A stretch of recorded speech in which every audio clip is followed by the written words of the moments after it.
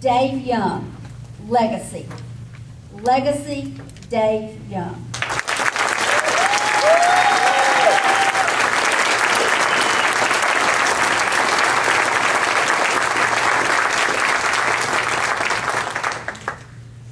As I opened the book called Legacy, I would find entries like these.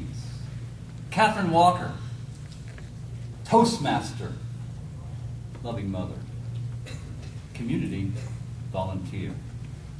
John Templeton, successful lawyer, absentee husband.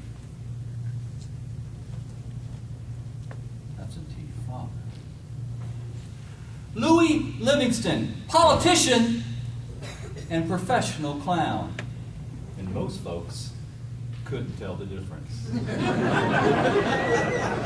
We live, we pass away, we leave a legacy.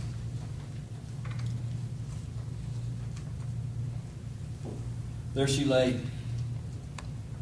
At age 49, she looked more like 80. The effects of a 2-year fight with ovarian cancer had totally destroyed her appearance, where I could hardly recognize her. She is Judy, my sister, and she's dying. And as I held her hand, I realized this would be the last time I would ever see her alive, and I began to cry. I headed outside to gather myself. It was a cool, crisp day, and the leaves were beginning to drift off the trees. I looked into the heavens and began to complain to God. And I noticed a single leaf, dancing, gliding in the wind, until it hit the ground. I picked up the leaf and examined it, and thought it too had been separated from its life source and had withered away. It had once been alive with its full array of color and texture and vibrancy that added to the beauty of the tree above. What was its purpose? Its reason for being? Its legacy? As my thoughts returned to my sister Judy, I thought about her legacy and what that meant to me. Judy was tenacious in wanting a better life. Married at 16, a mother at 17, life was tough.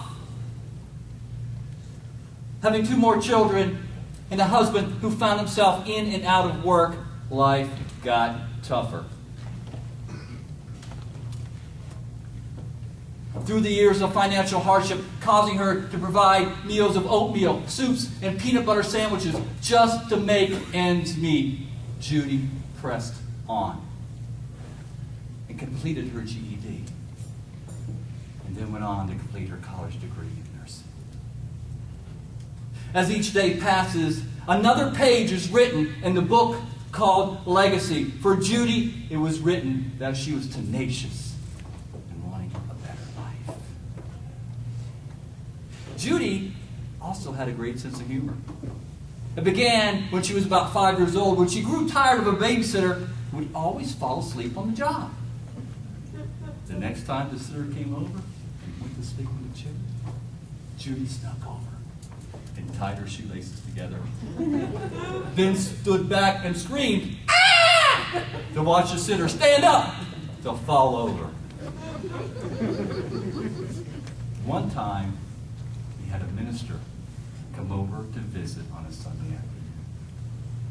And Judy slipped a whoopee cushion under his seat. When the minister sat down, holy moly! Talk about speaking in tongues. Judy was compassionate towards others. As a nurse, she knew she could make a difference. And she worked with cancer patients, those with Alzheimer's disease, and those going into hospice. Her compassion was so evident and consistent that 9 years after her death, she still remembered for it. As each day passes, another page is written in our book called Legacy. For Judy, it was written that she had compassion towards others. I miss my sister Judy. And think about her often when the weather becomes crisp and cool. And the leaves begin to drift off the trees and make their descent to the earth, slowly guiding, dancing in the wind. I'll pick up a leaf and examine it, not as it is dead and withered away, but as a golden legacy. A legacy that inspires me, that challenges me, that comforts me. How about your legacy? Does it inspire, challenge, and comfort? Will it aggravate, debilitate, or coerce? Will it have impact or simply be forgotten? You must choose. So choose to have impact. Get out of your comfort zones and do your best. Attend your kids' ball games and school plays. Love one another, not when it's easy, but when it's hard. And trudge ahead, even though the road may be blocked. As I open the book